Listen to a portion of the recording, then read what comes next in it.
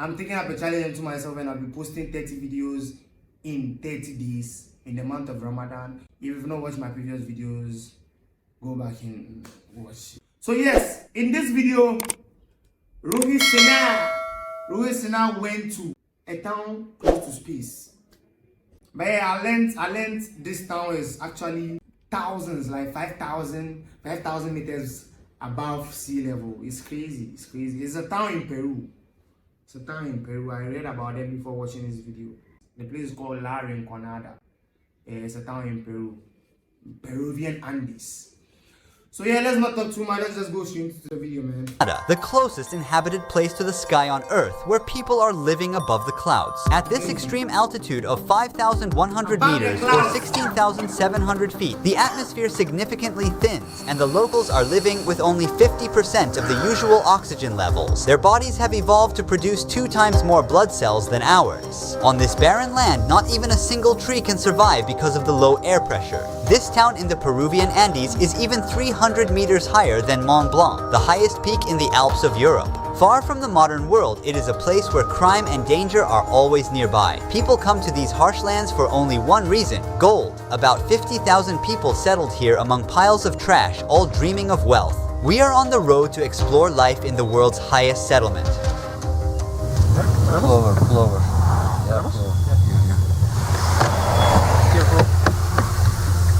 Give me 2, please. 2 oxygen. Yeah. Climbing above 2,000 meters in a day can trigger altitude sickness for someone used to sea level. But as of now, we have already doubled that elevation level. Very deep. Headache, dizziness, and nausea are the first symptoms. Followed by coughing, it may cause shortness of breath. Immediate help is crucial when rapidly progressing altitude sickness leads to fluid accumulation in the lungs. At high altitudes, the body loses about twice as much water through breathing, so it's important to keep hydrated. Look at the elevation here, friends. Bro, that's crazy, bro. Imagine you go there and you are not prepared. But you will run back home. I swear to God, shortness of breath will kill you. What? The mountain is as high as that cloud, so we're gonna go above the clouds. Don't worry about us, we're fine. We're gonna inhale these as the altitude rises. Nothing happens to people from here, they have an adaptation to this situation. Atmosphere layer gets thinner and it makes it harder to inhale the oxygen, but we will get used to it. The place we're heading to is a mining town. Deadly chemicals like cyanide and mercury used in gold processing have contaminated the soil and agricultural water in the settlement. Before starting the journey, we also packed... Bro, this is what Ghana it will definitely become one day. Due to the galamsey activities that has been going on in Ghana. Very soon. Not everywhere, but a part. You wait and see. Bro. Packed plenty of food and clean drinking water. We're born here. We are adapted to this elevation. The normal oxygen level in blood should be between 95 and 100%. Below 80%, vital organs become negatively affected. I'm trying to normalize my current 72% level with oxygen, but it's a temporary solution as we're going up higher every minute.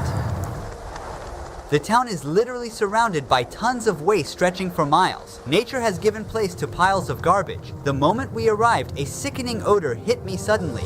We are at our hotel in La Rinconada. Our guide is setting up the oxygen tank for us. What is the name of this hotel? Cielo means sky. You use the oxygen tank for 5 minutes first, and after a little break, and another 5 minutes. You need time. Rest a little bit to adapt your body to this elevation. When I got out of the car, I felt dizzy. I was like going to fall. Very normal.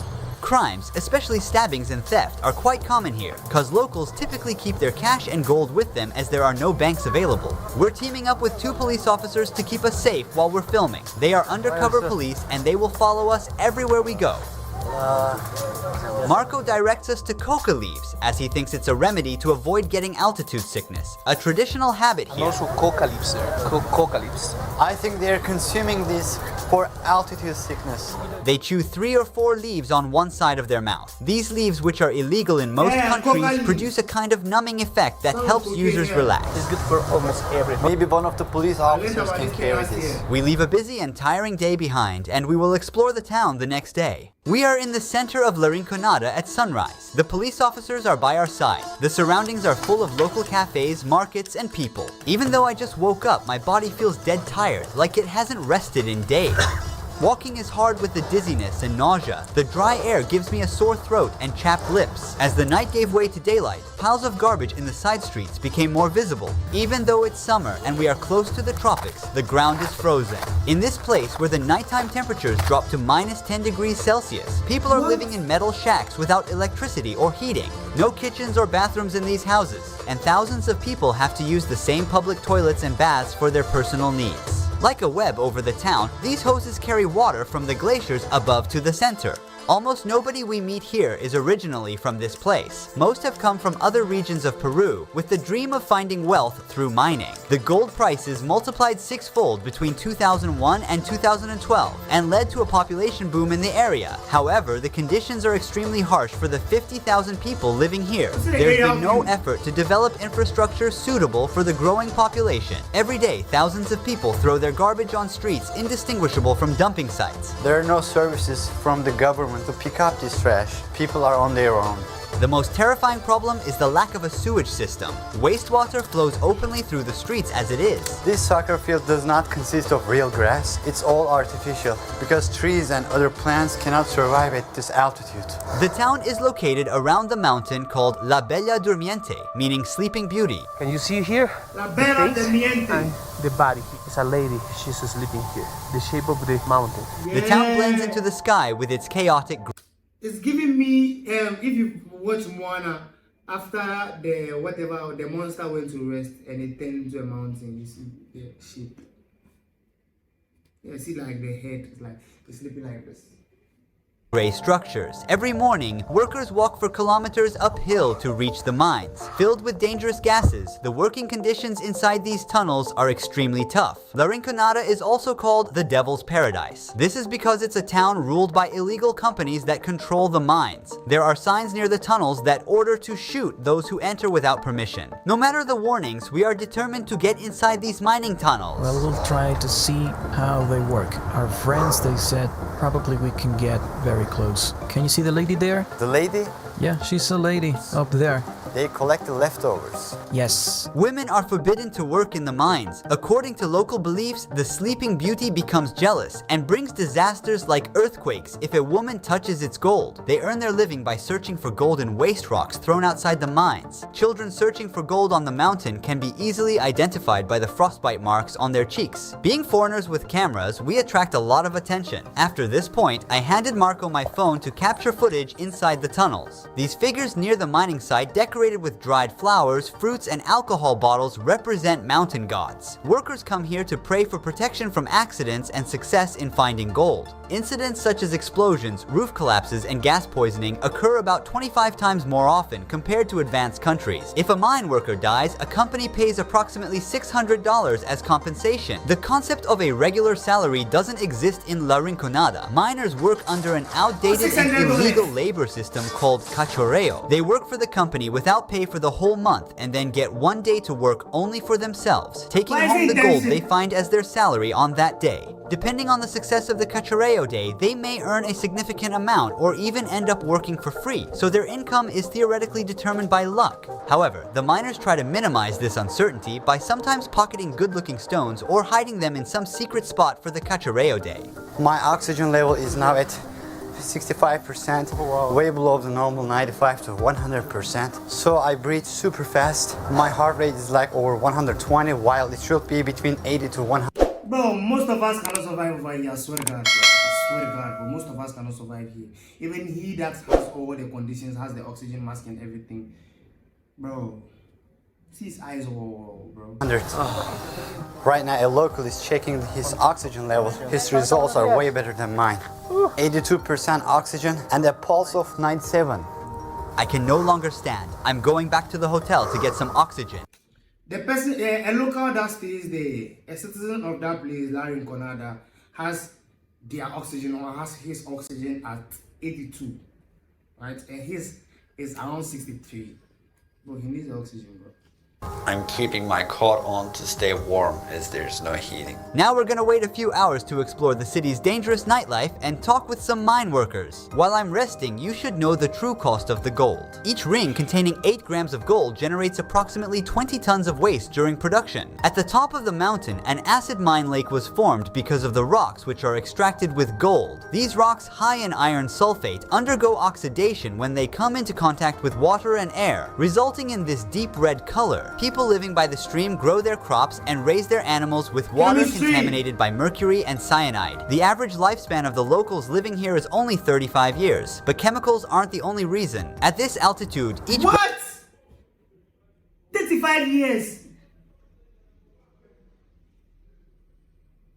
breath contains about 50% less oxygen compared to sea level. Therefore, the blood of a Rinconada resident is twice as dense as that of an average person, leading to potential blockages in blood vessels and fatal outcomes. After a tough day, miners are rushing to the town center. Electricity is only available on a few streets here, leaving the rest of the town in darkness. All the mine workers are here. They're Bro, they are on the ice. They are undergoing global cooling. We are undergoing global warming. shopping and socializing between each other. Stalls and little shops all around, selling everything. Street food, clothes, household stuff, you name it. Kids are playing outside with endless energy until late at night. Oh, los argentinos. How old is he? Is there only primary or also secondary school? Yes, there is. How big is the school? Not very big. Is there higher education? No, there is not. After that, you need to move to Puno or Juliaca to study. What if they don't move? Do they start working in the mine? Yes. As you see, people come here to exchange their gold pieces for solis. We are in an exchange office now. To keep out the robbers and attacks, they've placed iron bars in front of the counter. Now we're gonna see how they convert gold. Let me catch my breath, man. The ore you see is the result of a worker's hard labor spent throughout the month. Right now, the gold is in an amalgam with mercury, and heat treatment will be applied with a blowtorch to separate the two metals. For every gram of gold, about 2 grams of mercury evaporate and mix into the atmosphere. What is the hardest part of doing this job? Transporting the material. Because remember, there are many bad people or robbers, and it's not really safe to transport. What does she like about Rinconada? Mostly there's nothing good because, as you can see, everywhere is contaminated. Well, you can earn a good income. Above the national average. That's why people come here. Different herbal tea mixtures are also consumed to reduce symptoms like headaches and fatigue. We call emoliente. What is this made of? Water, different herbs, and syrup. It's really good. Try a little bit. It's heavy. It's too hard to drink, you know. We can't go more far. To there is no more electricity, no more lights. And it's better to stop here. Most miners spend their hard-earned money on alcohol and nightlife on these streets. If the living and working conditions do not kill a person, then a knife or AIDS does. Nightclubs are the most dangerous spots in La Rinconada. In this street there are bars, nightclubs, and some companionship options for mine workers. We are at the center of human trafficking, robbery, and murder in La Rinconada. If you look there, you can see the lady. There are many people trying to buy a rose for the ladies here. According to Puno police, approximately 2,500 underage girls are being exploited in these places we just walked by. The town has only one police station, and the Peruvian government isn't putting in any effort to combat these crimes. Is there a jail here? No. We call Calabozo. There is like a place, a very small place. There's no hospital in the city, right? There is a tiny, very tiny clinic. Maybe 2, 3, 4 rooms max. We're now meeting with a miner who has spent 12 years working in La Rinconada. He also owns the only gym in the town. After a day of intense physical labor, miners continue sweating out. Ramiro is one of the few lucky miners. What is the largest amount of gold ore you ever found in grams? 200 grams. Oh wow, he found 200 grams in one piece. This is a lot of gold. Are you married? Yes, we have 3 children. They're in university. Do you advise your children to work in the mines? No, because it is very, very dangerous. They rub when the miners collect gold. How does elevation affect your body? Even though I'm from Puno, I have that problem. Puno is at 3,800 meters above sea level, so coming here at 5,000 meters above sea level, it starts to be challenging. Digestive issues at first, 3 days of suffering. How much money do mine workers make? Sometimes it goes up, down, down and up. One would earn more or less around 2,000 Peruvian soles and a little more. Your hands are so affected by working in the mines. I accidentally hit myself with a rock while trying to separate the mineral from the gold. So you're using a stone to crush, and then suddenly, bam, injuries, injuries, injuries, especially on this side when you're crushing. Are there any passed away mine workers? It's quite constant. The mine, many say, is for strong men.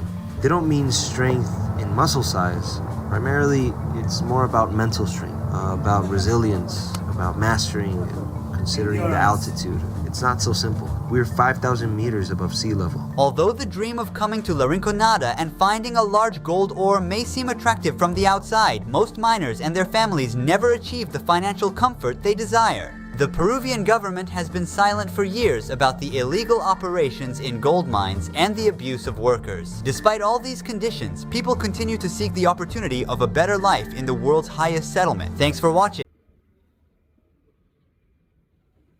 W video, man. W is not, man.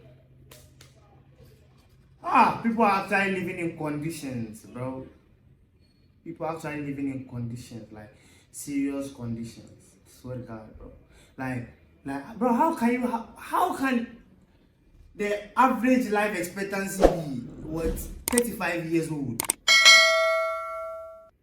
Bro, I'm not stepping there, bro. I want to live long and see my grandchildren, bro. Like, if there's a possibility, great grandchildren, bro, come on now, healthy and play with them, play FIFA with them.